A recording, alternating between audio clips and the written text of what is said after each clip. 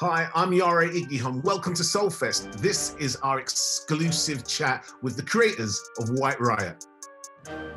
We're joined by director Rubika Shah and contributors to the film, pillars of rock against racism, Mykaell and Pervez Bilgrami.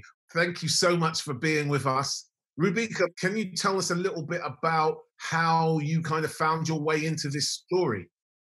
I'd seen the concert of The Clash at Victoria Park, and it struck a chord with me, not just because it was a great performance, but also because I delved in a bit deeper and found out that it was something called Rock Against Racism. And that really piqued my interest because, I think back to the 70s or stories that I hear of the 70s, and I don't really hear that many positive stories about race relations in the UK. So I started digging deeper and deeper, and I found out that there was a small group of people that literally worked in a print shop, artists, photographers, creatives who got together and they decided that they wanted to stand up against racism in the UK.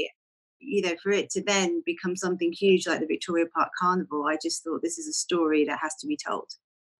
For Mykaell and Pervez, help me understand a little bit about the backdrop to actually getting involved with Rock Against Racism. Can you help me understand a little bit of the scene at that time? We're looking at late 70s, maybe 78. It's a period in which British reggae has finally got a foothold. And by that, I mean a few bands have got a major deal. Roots reggae with a punk audience. That was the youth that were rioting against state policy, deprivation, and racism. It was a period where I think both black and white youth was struggling with the concept of identity. It's different in the black community than it was in the white community, but for the large working class community who were suffering the same challenges from the government, we came together through music, and that music was punk and reggae. And it was in the very early stages of that where the Rock Against Racism movement kicks in. Most of the gigs we were doing, our audience was punk, but we also had a fascist movement who loved the music that would turn up as well. That is the challenge of identity at this period, the complexity of that period. When this was all happening, I was 4 and 5, so, forgive me for not showing up to the gigs. Do you know what I mean? You're forgiven. But it's like you hear like punky reggae party and all of this thing, and you know about these kind of links. But I think what was really striking for me about the film was the way in which it made it come alive a bit. And I think I was particularly struck because I didn't really understand much about your band, Bethes. And I'd really love to kind of know how you even began to go on that journey to being in a band. Okay, yeah, it's a pretty plain story, really. I think the run-up to Carnival, the preceding 10 years was a pretty dark period in this country. You've seen Enoch Powell make his speech, the growth of the National Front, and we basically grew up with that. And so we grew up with new words coming into vocabulary like packy bashing. So to a point, we put up with it because we were pretty meek and mild sort of people. We weren't like the black guys that I knew who could really take care of themselves. We just couldn't. Even if it was a group of 10 of us, we'd run if there was a fight. You'd leave for work, a woman would throw a bottle at you. You'd go to work with very, very educated people who would call you our tinted friend. You'd come home and find that your mother had been spat on. So, that's a pretty typical day. So, Mike was talking about identity. We had no identity. We were sort of always in the shadows as Asians. So we'd come to the point where it got too much when people were being killed, basically. And we just said, we just can't take this anymore. So some of us started fighting back. And one of the main ways of fighting back was to protest against the National Front. So we went to picket them. In the 1979 election, we went to picket as many National Front meetings as we could. We went throughout the country. And as far as RA is concerned, we grew up in a way with RA. We were ordinary punters. So, for example, Mykaell sitting there, I saw him from far away. He was on the stage. with his Ku Klux Klan outfit. You're looking at, am I really seeing what I'm seeing? We saw The Clash, Tom Robinson. And then we decided that we'd get a bit more involved in it. So we started our own RA gigs. We progressed to being on the central committee of RA, and we fought it from that angle because we basically had enough. I'd love to talk to Rubika about the way in which you visualize this story, because it's striking, and I think that parallel with the kind of almost like a superhero origin story, because there's like, on one hand, there's a kind of Rock Against Racism Begins vibe going on, and then on the other hand, there's a kind of Into the Rock Against Racism Spider-Verse type of a thing happening as well, because of the visualization using the zine. I'd really love you to talk to me more about that. One of the first things actually that people pulled out when we went to interview them, or that they told us about rather, was the punk fanzine. And, you know, being a fan of fanzine culture from that era, I was surprised that I hadn't seen this fanzine called Temporary Hoarding. It was huge. It was like 2 A3 sized pages, and it reported the news that you didn't really hear about. You know, it married like politics and graphics and music and culture and all the things that young people are into. So I worked with an animator actually on a short film called White Riot London. And that was a really great opportunity to practice out like how we would reinterpret this kind of visual material. So when it got to White Riot and actually doing the animation for that, we knew that what we wanted to do, but we didn't actually realize how long it was going to take. You know, these little montages are only, 10 seconds, 15 seconds, but there's so many of them, and they're peppered out, throughout the whole film. And our animator, Levan, a fantastic guy, did a lot of it single-handedly. He just worked really hard on it. And I think the results are there because it's, I feel like all those animated bits could be its own little film. Absolutely. It's really beautiful work. And I think the phrase that kept coming to me when I was watching this film was like, lest we forget. It kind of feels like there are real parallels in the story that's being related in this film and some of the things that we see going on today. And I just wonder how much that played into your process as you're creating the film and your interviews as you participate in the film. So I work really closely with Ed Gibbs, who's the co-creator of the project, writer and producer. And together, I guess like everybody in Britain and around the world, actually, we saw Trump being elected, we saw Brexit, we saw all these things happen over the last 5 years, and they all contributed to, our desire to make the film.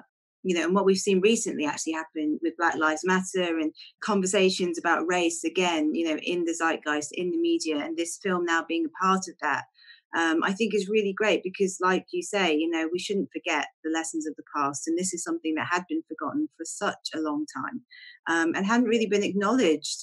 There's so many stories of positive stories of race relations in the 70s. And actually, this is just one of them. And I hope that people do start looking at our history, our contemporary British history with a new lens and thinking about, the experiences of different people, not just white British people. Am I looking at this through a kind of rose-tinted glasses or whatever and looking back nostalgically? To me, the vibe that I got from the film was that the Asian community, the Black community, there seems to be more unity. I don't know, am I projecting? Is that something that was true of the time? Is that something that's kind of been lost along the way somewhere?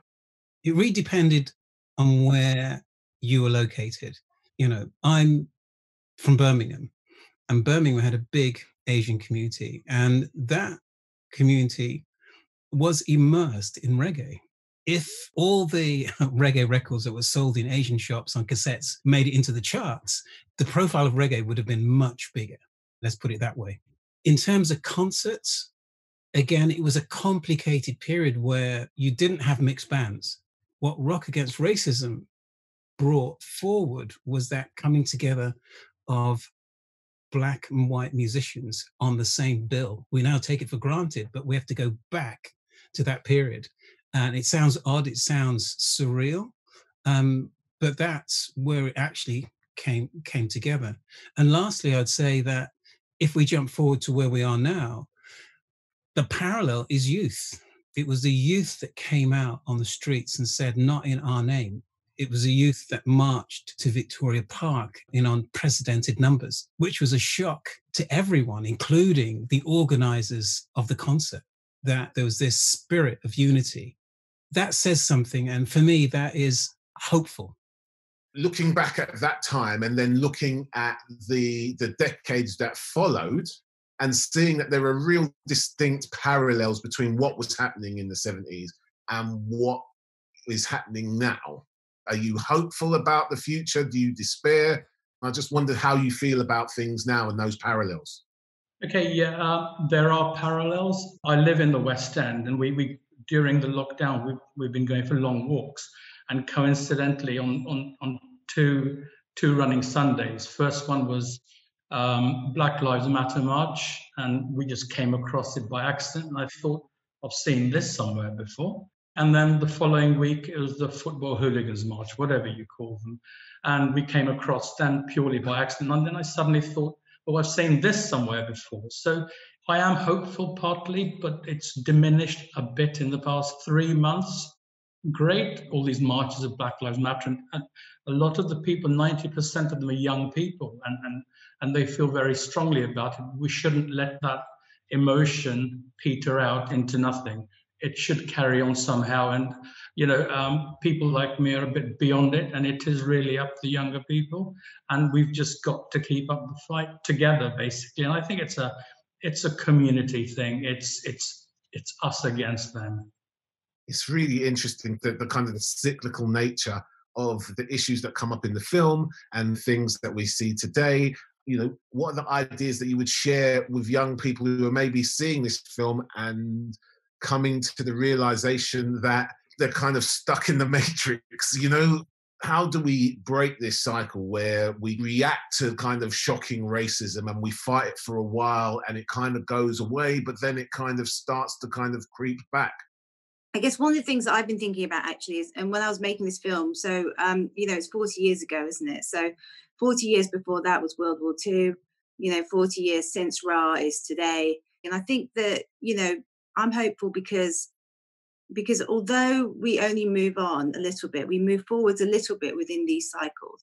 But I think that bit that we move on, like now, for example, we can talk about, white privilege, we're able to describe it. Whereas I didn't see that in the 70s. I saw a lot of violence and a lot of anger, but I didn't really see that level of kind of debate that we're having now, and maybe that we've been having for the last, 10, 20 years. If I could just say that the fight is a very different fight. All of the basics are the same.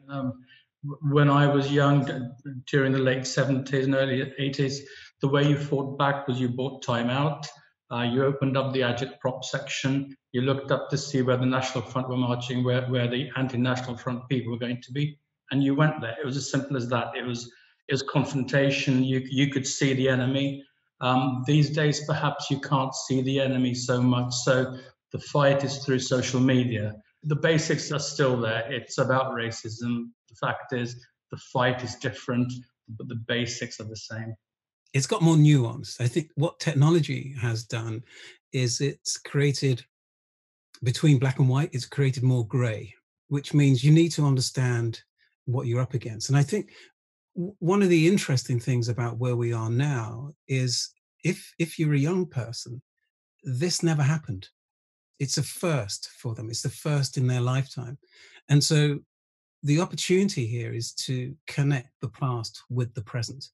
It's not necessarily about 40 years. This has been happening for centuries, and it's about power. And it's looking at how this power is being challenged.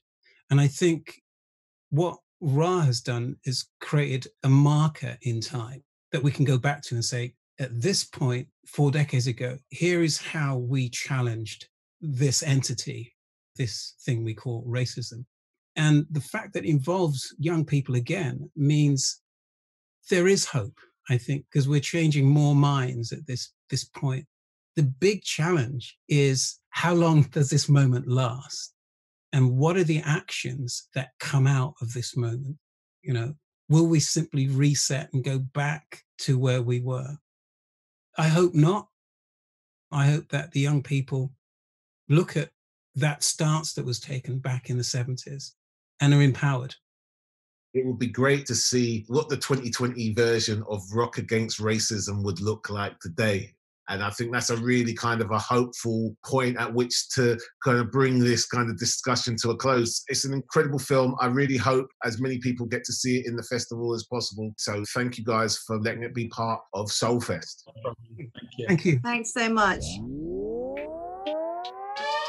Thanks for checking out this S.O.U.L Fest 2020 Q&A with the creators of White Riot. You can check out the film screening right now on the BFI player.